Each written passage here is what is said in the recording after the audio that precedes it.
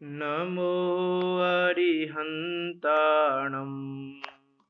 नमो सिद्धाणं नमो आयर्याणं नमो वज्रायाणं नमो लोहे शब्दसाहुणम्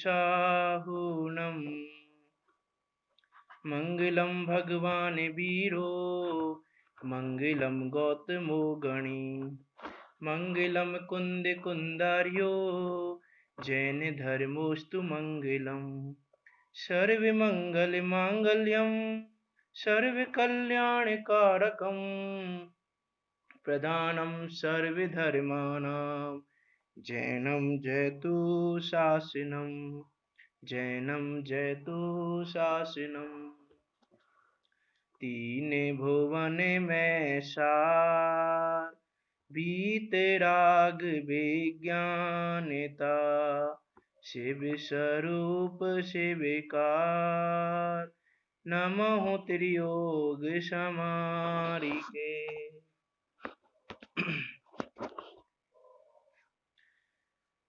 आप और हम सब यहाँ पर ये जानने के लिए आए हैं कि समता भाव क्या है और समता भाव को कैसे धारण करें। कि जिस समता भाव को हमारे महापुरुषों ने, हमारी सतियों ने धारण किया, वो समता भाव उन्होंने धारण किया कैसे, किस बल पर उन्होंने समता भाव धारण किया। आखिर ऐसा कौन सा बल है, ऐसी कौन सी शक्ति है कि जिसके द्वारा हम समता भाव धारण कर सकते हैं, कि भयंकर से भयंकर उपसर्ग आने पर भी समता भाव रखा जा सके। ऐसी कौन सा बल है, उस बल को जानने आए हैं कि कौन से बल से समता भाव रखा जाता है। तो उस पर हम पिछले 12-13 दिनों से समता षोडशी के माध्यम से चर्चा कर रहे हैं और वास्तव में जान रहे हैं कि समता भाव को धारण करना सबसे इजी काम है। कि जो काम हमको सबसे टफ लग रहा है कि समता भाव कैसे धारण करें, वो काम करना सबसे इजी है, क्योंकि वो जो समता भाव है वो हमारा स्वभाव भाव है। समता का नाम है ना, कि बताया था ना कि समता भाव धारण किए बिना धर्म ही प्रकट नहीं हो सकते। उत्तम क्षमा का नाम समता है, उत्तम मार्दव का नाम समता है, आर्जव का नाम समता है, शौच का नाम समता है, सत्य का नाम समता है। सब कुछ लगा रहे हैं, सारे समता भाव के बिना कोई भी धर्म प्रकट नहीं हो सकता। तो समता भाव जो है वो हमारा स्वभाव भाव है। यदि स्वयं में हम उस समय रहें पर में बहके नहीं, तो समता भाव रख सकते हैं हम। तो हमारा स्वभाव भाव हमें आए। कल भी मैंने एग्जांपल दिया था कि शक्कर में से मिठास आए तो कोई आश्चर्य की बात नहीं है, कोई बल भी नहीं चाहिए उसके लिए। उस शक्कर में से मिठास को प्रकट करने के लिए, उस मिठास की व्यक्तता करने के लिए कोई बल या शक्ति नहीं चाहिए, वो तो ऑटोमेटिकली प्रकट होती ही होती है। वैसे ही यदि स्वभाव भाव का आश्रय लिया जाए, वस्तु स्वरूप की यथार्थ जानकारी हो, वस्तु स्वरूप को लक्ष्य में लिया जाए, तो समता भाव तो स्वभाव भाव है, उसको प्रकट होने से वो रोक नहीं सकता, वो प्रकट होता ही होता है। अरे शक्कर में से मिठास नहीं आ रही है तो आश्चर्य करना है हमको कि ऐसी कौन सी शक्ति है जो इसको आने नहीं दे रही है, ऐसी हम क्या भूल कर रहे हैं कि मिठास नहीं आ रही है। वैसे समता भाव नहीं आ रहा है हमें तो हम विचार करें कि क्यों नहीं आ रहा है। आ रहा है उसका कोई विचार नहीं करना, वो तो स्वभाव भाव है, आएगा ही आएगा। तो इस प्रकार हम इस समता षोडशी के माध्यम से उस पर चर्चा कर रहे हैं। हम पहले 13 छंदों को एक बार पढ़ेंगे, रिवाइज करेंगे, फिर हम उसके बाद अगले छंद पे चलेंगे। समता रस का पान करो, अनुभव रस का पान करो, शांत रहो शांत रहो, सहज सदा ही शांत रहो। नहीं अशांति का कुछ कारण, ज्ञान दृष्टि से देख अहो, क्यों पर लक्ष्य करे रे मूरख, तेरे से सब भिन्न अहो। देह भिन्न है, कर्म भिन्न है, उदय आदि भी भिन्न अहो, नहीं अधीन है तेरे कोई, सब स्वाधीन परिणमित हो। पर नहीं तुझसे कहता कुछ भी, सुख दुख का कारण नहीं हो। करके मूर कल्पना मिथ्या, तू ही व्यर्थ आकुलित हो। इष्ट अनिष्ट न कोई जग में, मात्र ज्ञान के ज्ञेय अहो। हो निरपेक्ष करो निज अनुभव, बाधक तुमको कोई न हो। तुम स्वभाव से ही आनंद में, पर से सुख तो लेस न हो। झूठी आशा तृष्णा छोड़ो, जिन बचनों में चित धरो। परिद्रव्यों का दोष न देखो, क्रोध अग्नि में नहीं चलो। नहीं चाहो अनुरूप प्रवर्तन, भेद ज्ञान ध्रुव दृष्टि धरो। जो होता है वह होने दो, होनी को स्वीकार करो। कर्तापन का भाव न लाओ, निज हित का पुरुषार्थ करो। दया करो पहले अपने पर, आराधन से नहीं चिगो। कुछ विकल्प यदि आवे तो भी, संबोधन समता में हो। यदि माने तो सहज योग्यता, अहंकार का भाव न हो। नहीं माने भवितव्य विचारो, जिससे किंचित खेद न हो। हीन भाव जीवों के लख कर, ग्लानि भाव नहीं मन में हो। कर मोदय की अति विचित्रता, समझो स्थिति करण करो। हरे कलुषता पाप बंध का, कारण लख कर त्याग करो। आलस छोड़ो बनो उद्यमी, परसा है कि चाह न हो। पापोदय में चाह व्यर्थ है, नहीं चाहने पर भी हो। पुण्योदय में चाह व्यर्थ है, सहज पने मन वांछित हो। आत्र ध्यान कर बीज दुखों के, वो ना तो अविवेक अहो। धर्म ध्यान में चित्त लगाओ, होए निर्जरा बंद न हो। होए निर्जरा बंद न हो। इन संज्ञाओं के माध्यम से हमने जाना वास्तव में कि हमारी भूल कितनी है, कि हमने पर को इष्ट माना। जो ज्ञेय हैं उनको ज्ञेय ना मान के हमने उनको ये मान लिया कि यही हमारे सब कुछ हैं। कि जो हमारे लिए सिर्फ ज्ञेय मात्र थे, उनको हमने मान लिया कि इन्होंने हमारे ज्ञान में ही है, ये मीन से हमारे ज्ञान रूपी हो गए हैं, उसको ही हमने अपना मान लिया। जबकि मानना था हमको ज्ञान को अपना, ज्ञेय को अपना नहीं मानना था। लेकिन उस ज्ञान में ज्ञेय झलका और हमें ज्ञेय को अपना मान लिया, और वहीं पर हमारे दुख का कारण खड़ा हो गया, वहीं पर हमारी कषाय खड़ी हो गई। तो जो ये हमारी इष्ट मानता है, पर में कर्तव्य की बुद्धि है, जो देह कर्म कर्मोदय भिन्न है, उनको भिन्न नहीं मानना, भिन्न नहीं देखना, इस प्रकार की जो हमारी मिथ्या मान्यताएं हैं, पर द्रव्यों का दोष देखना, इस प्रकार की जो हमारी और पाप बंद जो कर्ज परिणाम हमारे वो पाप बंद के कारण हैं, इसलिए हम उनका त्याग करें और हम प्रमाद नहीं करें। क्योंकि प्रमाद ही हिंसा का मूल है।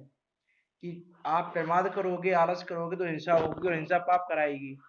इसे आलस छोड़ के हम पुरुषार्थ करें, पर से सहायता की चाह नहीं करें कि पर से हमारा कुछ हो जाए। कि हमारी सबसे बड़ी प्रॉब्लम यह है कि हम चाह करते हैं कि पर से सहायता हो जाए हमारी। कुछ लोग जिन्होंने थोड़ा पढ़ा है, वो क्या मानते हैं कि पर से तो नहीं हो सकती, नहीं भगवान से तो हो जाएगी। भगवान तो हमारी सहायता कर देंगे, भगवान की भक्ति करेंगे यदि हम, तो भगवान तो हमको कुछ कर देंगे हमारा।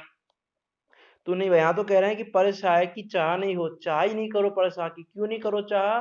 क्योंकि पाप का उदय हो तो भी चाह व्यर्थ है, और पुण्य का उदय हो तो भी चाह व्यर्थ है। उस पर हमने चर्चा कर ली थी। फिर आत्म ध्यान कर बीज दुखों के बोना, तो अब विवेक अहो धर्म ध्यान में चित्त लगाओ, होए निर्जरा बंध ना हो।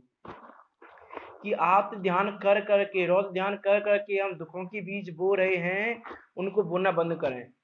उन दुखों के बीज को बोना हमारी मूर्खता है, कि हम चाह तो रहे हैं सुख और बीज बो रहे हैं दुख के।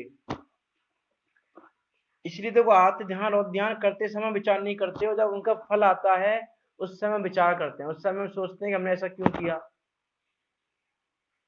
है ना। उस समय दुखी होते हैं हम जब हम उनका फल आता है।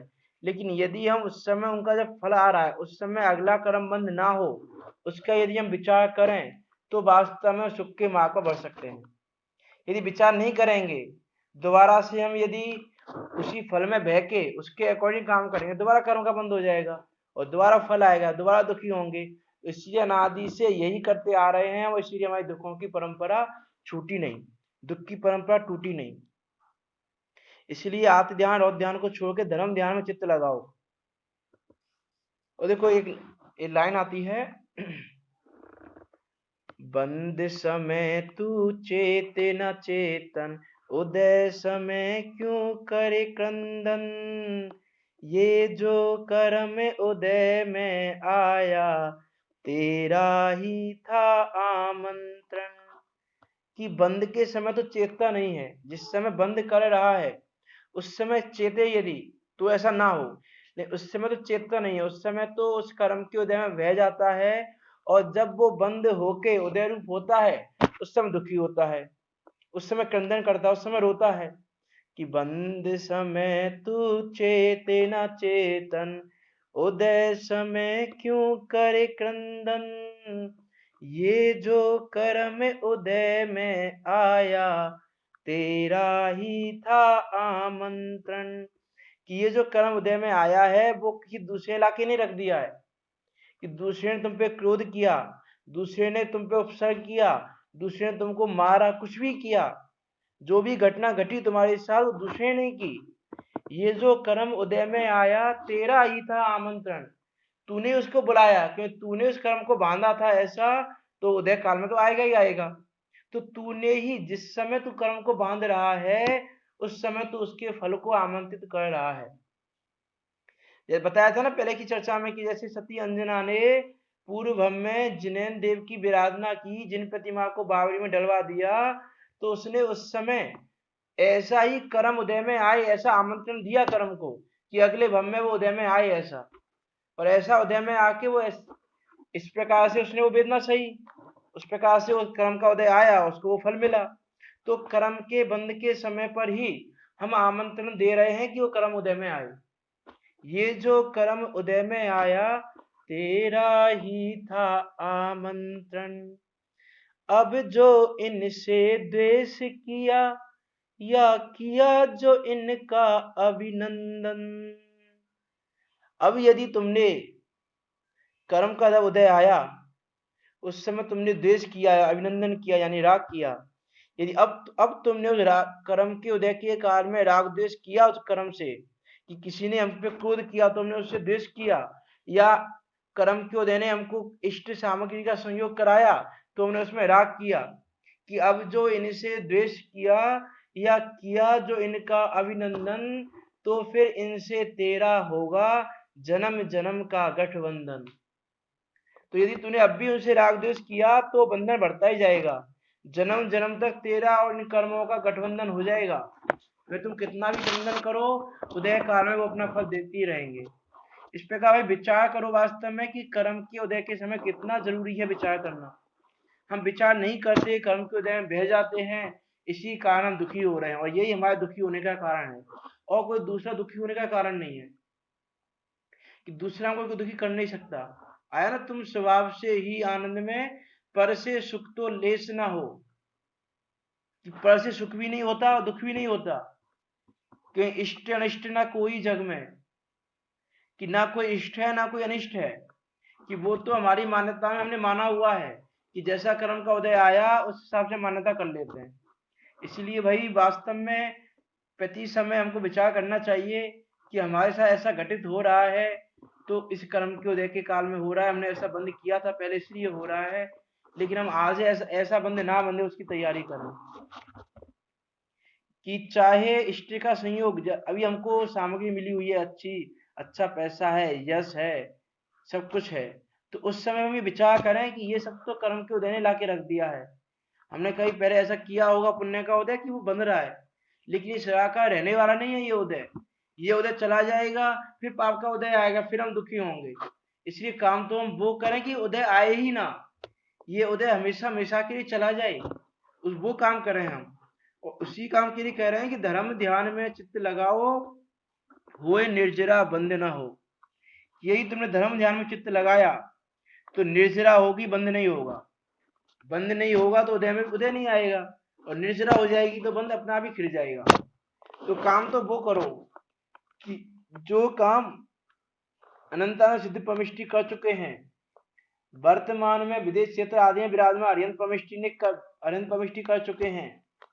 जो भावलिंगी संत विचरण कर रहे हैं, वो भावलिंगी संतों ने जिनका जितने जितने कर्मों का अभाव किया, जितना काम वो कर चुके हैं, ज्ञानी जीव सम्यक दर्शन आदि ग्रहण करके प्रति समय कर्मों की निजरा कर रहे हैं, तो वो काम हम करें, वो काम हम कर सकते हैं, ऐसा वो उपदेश दे रहे हैं, ज्ञानी जी बता रहे हैं।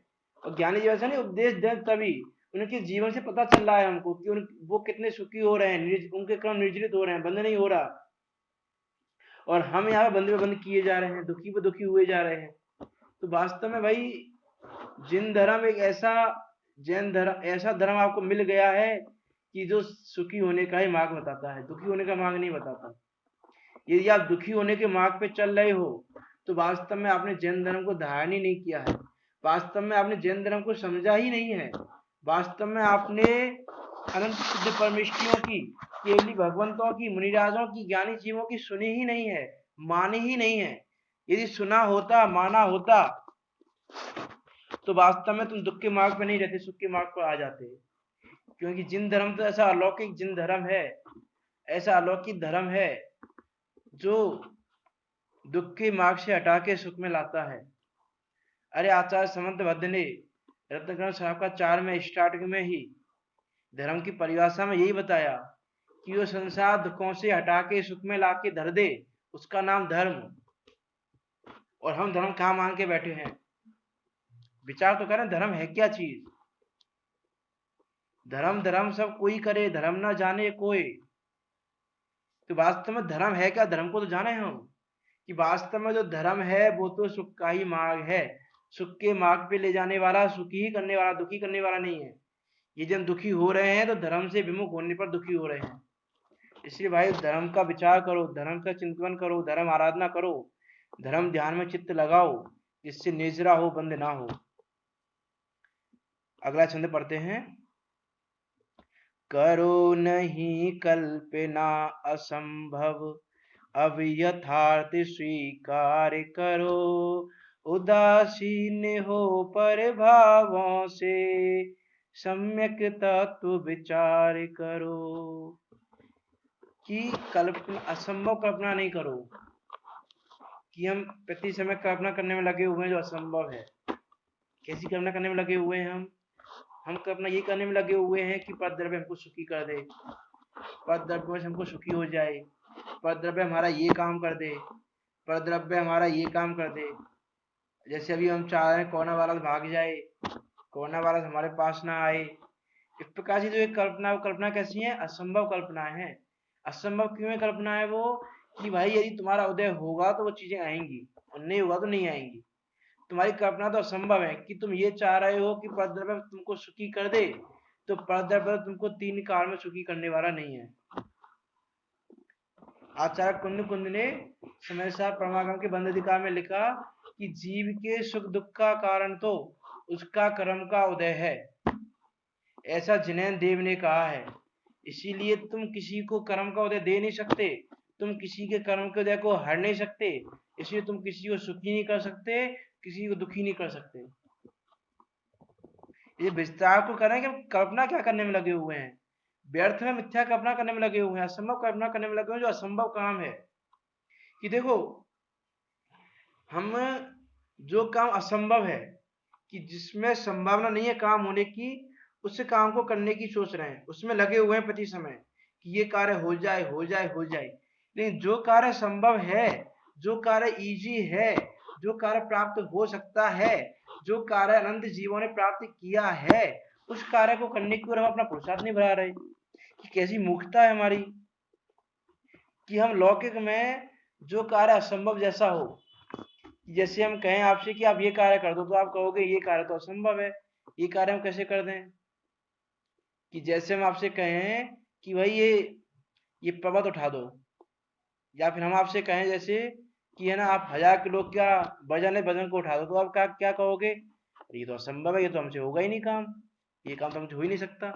तो जैसे आपसे वो काम नहीं हो सकता और आप वो काम नहीं करते हो, वैसे यहाँ भी हम विचार करें कि परद्रव्य हमको सुखी दुखी नहीं कर सकता, परद्रव्य हमारा कोई काम नहीं कर सकता, परद्रव्य हमें कुछ कर नहीं सकता, तो फिर हम व्यर्थ में वो काम क्यों करें, व्यर्थ में उसी में रचे पचे क्यों रहे हम, कि पर हमको कुछ कर दे, पर हमको सुख दे दे, पर हमको हमारा काम कर दे, पर हमें ये कर दे, पर हमें ये कर दे। प्रति समय आप विचार करके देखें कि प्रति समय आपके मन में क्या चलता है। प्रति समय आप यही सोचते हो, पर द्रव्य के अधीन होके काम करते हो, कि आप कर्म के उदय के अधीन होके, पर द्रव्यों के अधीन होके प्रति समय काम कर रहे हो। प्रति समय, कि यदि आपने एक समय भी स्वयं का लक्ष्य करके स्वयं के अधीन होके काम किया होता, तो आपका काम हो गया होता। कि अरे, जब सिंह की पर्याय में भगवान महावीर के जीव ने स्वयं को लक्ष्य किया, तो उनका काम हो गया, उनका संसार का किनारा निकट आ गया। तो यदि हमने एक समय भी स्वयं का लक्ष्य करके अपने अधीन होके काम किया होता, तो हमारा भी काम हो गया होता।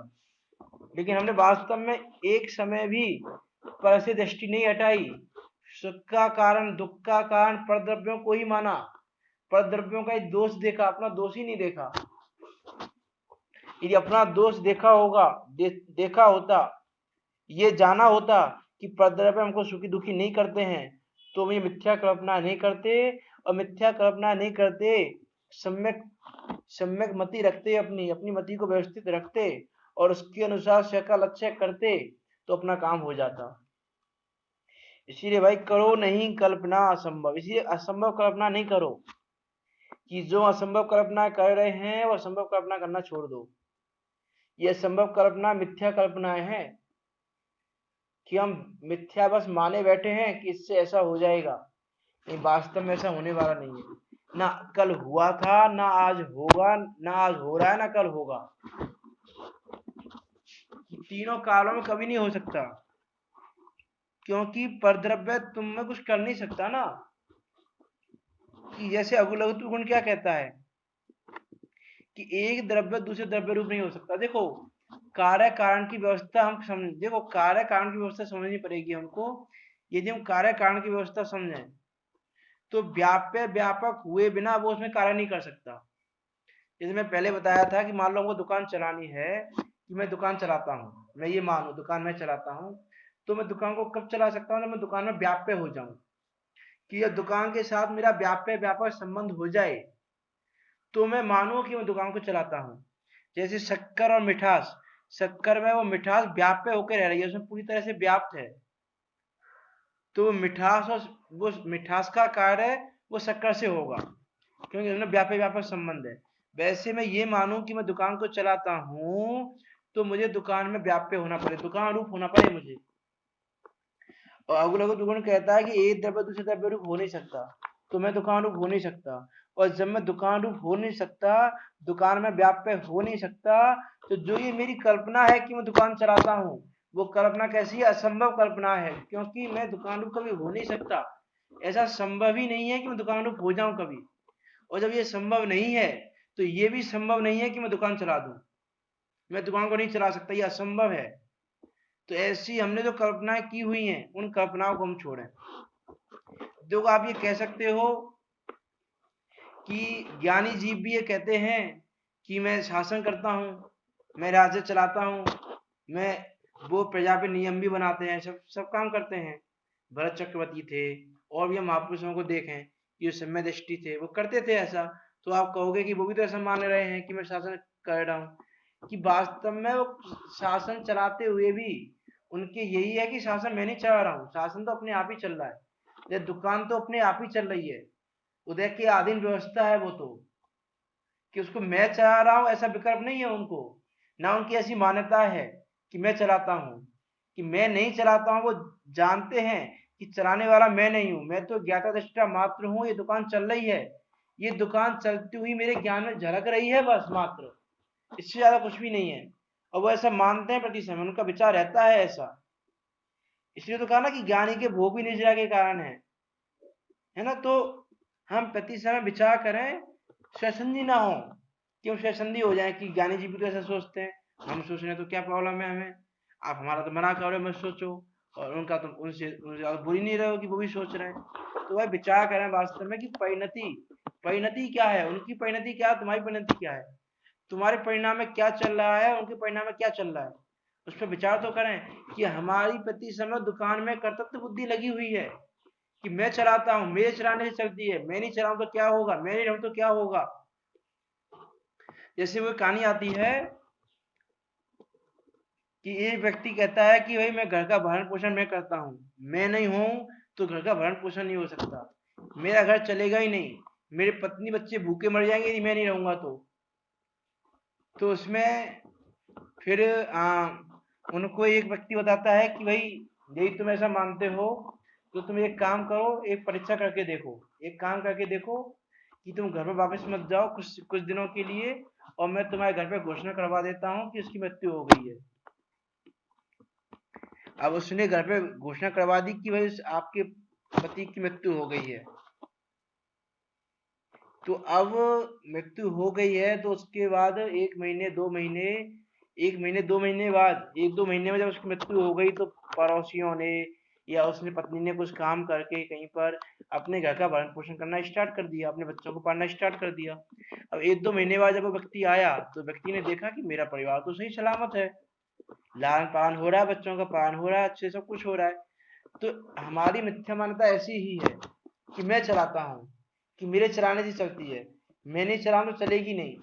कि भाई वास्तव में उनका अपना कर्म का उदय उदय आधीन व्यवस्था है। यदि उनका मरना ही होगा तो ऐसा नहीं कि तुम नहीं रहोगे तो मर जाएंगे वो, कि उनका मरना होगा तो तुम्हारे सामने ही मर जाएंगे। कि ऐसा नहीं कि भूखा व्यक्ति ही मरता है, भरपेट मनुष्य भी मर जाता है।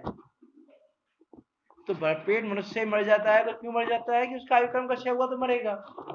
तो हम ये माने कि हमारे कारण ही वो जी रहे हैं, हमारे कारण ही उनका जीवन चल रहा है, तो ये हमारी मिथ्या कल्पना है, असंभव कल्पना है। संभव ही नहीं है ऐसा कि तुम्हारे तुम्हारे माध्यम से वो जिए, तुम्हारे चलाने से वो चले, तुम्हारे चलाने से उनका जीवन चले, ये जो हमारी कल्पना है वो मिथ्या कल्पना है।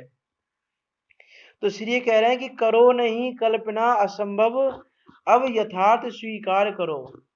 कि भाई अब स्वीकार तो करो तुम, यथार्थ यथार्थ वस्तु स्वरूप क्या है उसको स्वीकार करो, उसको मानो, उसको समझो, उसको जानो, उसका विचार करो। करो नहीं कल्पना असंभव, अब यथार्थ स्वीकार करो, उदासीन हो पर भावों से सम्यक तत्व विचार करो।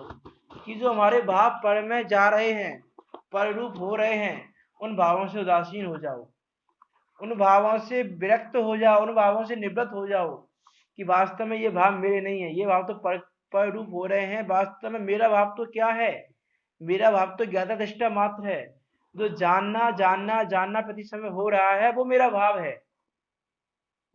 ये जो करना करना करना जो मैंने सोच रखा है वो तो क्या पर भाव है, वो मेरा भाव नहीं है। और जब वो मेरा भाव नहीं है तो मैं क्यों करूं। यदि हमको भी तो क्या लगता है कि मेरा भाव है, कि करना मेरा भाव है, मैं ही कर सकता हूँ, मेरे करने से ही हो रहा है। तो ये जो हमारा भाव है प्रति समय कि मैं कर रहा हूँ, मेरे करने से हो रहा है, उन भावों से उदासीन हो जाओ और सम्यक तत्व विचार करो। कि तत्व का सम्यक रूप से विचार करो कि वास्तव में तत्व का स्वरूप क्या है। तत्व का स्वरूप तो समझे हम, अभी हमें ना जीव की खबर है, ना अजीब की खबर है, ना आश्चर्य की खबर है, ना बंध की खबर है, न संबंध निजरा मोक्ष की खबर है। अब इनको खबर ही नहीं है कि जीव तत्व क्या है, अजीव तत्व क्या है, आश्रय क्या होता है, बंध क्या होता है, संबंध निजरा क्या होती है, मोक्ष क्या होता है, खबर ही नहीं है हमको अभी। तो वे वास्तव में उनका विचार करो, वास्तव में वस्तु स्वरूप है क्या। और वस्तु स्वरूप का यदि आप विचार करोगे तो ये जो आपकी असंभव कल्पनाएं हैं, वो कल्पनाएं आपकी अपने आप ही दूर हो जाएंगी, अपने आप ही वो असंभव कल्पनाएं होना बंद हो जाएंगी। इसलिए करो नहीं कल्पना असंभव, अब यथार्थ स्वीकार करो कि भाई अब सब तरीके से समय आ गया है, सब तरीके से अनुकूलता आ गई है, सब तरीके से तुमको सब कुछ उपलब्ध हो गया है। इसलिए अब मिथ्या कल्पनाओं को त्याग दो या असंभव कल्पनाओं को त्याग दो कि तुमने निगोद में, नरकों में, एकेंद्रिय पर्याय में, द्वि तीन इंद्रिय चार इंद्रिय पर्यायों में, असंगी पर्याय में, असंगी पंचेंद्रिय पर्याय में, इनमें तुमने असंभव कल्पना कर ली जो कर ली। लेकिन अब तो तुमने ऐसी पर्याय पाई है, इतनी बुद्धि पाई है, इतना विवेक पाया है कि इन मिथ्या कल्पनाओं को, इन असंभव कल्पनाओं को असंभव जानो और असंभव जान के इनको करना छोड़ दो। देखो, जो कार्य आप ये मान लो कि असंभव है, उस कार्य को आप नहीं करोगे। यदि आप ये मान लो कि ये कल्पना असंभव है, तो ये कल्पना करना अपने आप ही बंद हो जाएंगे। और हमको लगता क्या है कि कल्पना संभव है, कि पर हमको सुखी कर सकता है, पर हमको दुखी कर सकता है, ये संभव है, हमको ऐसा लगता है। लेकिन अनंत की सिद्ध परमेष्टि केवली भगवंत कह रहे हैं कि भाई ऐसा संभव नहीं है। और वो अपने जीवन से दिखा रहे हैं कि भाई तुम तो ये सामान्य मनुष्य हो। जब तीर्थंकर के जीव को परद्रव्य सुखी नहीं कर पाया, तो तुम्हें सुखी कौन कर दे। कि अरे जब भगवान मुनिराज आदिनाथ 6 महीने तक आहार नहीं मिला उनको, तो किसी द्रव्य ने उनको वो आहार नहीं दे पाया कोई व्यक्ति, यदि उनका कर्म का उदय था तो विचार तो करें हम कि संभव कहां से हो जाए। यदि परद्रव्य कुछ कर सकता होता तो 6 महीने तो उनको आहार नहीं मिलता क्या। यदि परद्रव्य कुछ कर सकता होता तो उनके भरत चक्रवर्ती जैसे पुरुष, धर्मी पुरुष, सम्य दृष्टि जीव, कि उस समय सम्य दृष्टि जीव विचरण कर रहे हैं, मुनिरा विचरण कर रहे हैं, अवधि ज्ञानी मुनिरा विचरण कर रहे हैं, तीन तीन ज्ञान के धारी मुनिरा विचरण कर रहे हैं। और जो देव प्रति समय गर्भ में, जन्म में, तप में प्रति समय सामग्री पहुंचा रहे थे, तब से पहले वो देवों को अवधि ज्ञान है, सब कुछ है, उसके बाद भी वो मदद नहीं कर पा रहे, हेल्प नहीं कर पा रहे। तो क्यों नहीं कर पा रहे, विचार तो करें हम कि ऐसा कारण क्या है उसका कि ये हेल्प नहीं कर पा रहे। कि अवधि ज्ञानी मुनि हैं, वही जीवों को बता देते हैं अवधि ज्ञान से जान के कि भाई मुनिराज, इनकी आहार की विधि नहीं मिल रही है और जीवों को आहार देना नहीं आ रहा है, इसलिए आहार नहीं हो पा रहा, तो वही समझा देते कि आहार की क्या विधि है, क्या विधि नहीं है। या फिर सम्यदृष्टि जीव हैं, वो भी नहीं जानते, देवों ने भी आके नहीं बताया, देव बता देते आके। तो इसलिए विचार तो करें हम उस समय कि ऐसा कारण क्या है वहां पे। हम उस कारण पे विचार करें कि ऐसा कारण क्या है कि उनको 6 महीने तक आहार मिला ही नहीं, कोई द्रव्य उनकी हेल्प नहीं कर पाया, ऐसा कारण क्या है वहां पे। हम कारण पर विचार नहीं करते, इसलिए हमारे कार्य नहीं होता सही। तो हम विचार करें कारण पे कि उनका कर्म का उदय ऐसा था भाई। जब कर्म का उदय ऐसा था तो पर्दे पे कुछ कर नहीं सकता। और जब कर्म का उदय टला तो राजा श्रेयांश को अब ज्ञान हो गया, जाति स्मरण हो गया, उनको जाति स्मरण से उनको पता चल गया कि आहार की विधि ऐसे होती है। तो राजा श्रेयांश ने आहार दे दिया, राजा श्रेयांश ने उनको सुख दे दिया, ऐसा नहीं है। ऐसा होता तो राजा श्रेयांश तो पहले भी था, ऐसा कोई ना उसी दिन आया था राजा श्रेयांश, वो तो पहले ही विद्यमान था कि नहीं था, पहले ही विद्यमान था राजा श्रेयांश। लेकिन भाई कर्म का उदय ऐसा था तो पर्दे पे कुछ नहीं कर सकता। इससे तो ये पता चलता है ना कि पर्दे पे कुछ कर ही नहीं सकता, कि जो हम ये मान के बैठे हैं कि पर्दे पे हमारा कुछ कर दे, वो संभव ही नहीं है। इसीलिए करो नहीं कल्पना असंभव, अब यथार्थ स्वीकार करो, उदासीन हो पर भावों से सम्यक तत्व विचार करो। इस प्रकार हम वास्तव में तत्व विचार पूर्वक, तत्व चिंतन पूर्वक समता भाव को धारण करें। इस छंद को हम थोड़ा सा कर और लेंगे, फिर आगे का छंद पढ़ेंगे। अभी आप सब विचार करते हुए, तत्व चिंतन करते हुए अपने मोक्ष मार्ग को प्रशस्त करें, इसी मंगल भावना के साथ। अभी की वाणी को विराम देते हैं। जिनवाणी स्तुति। निज निधि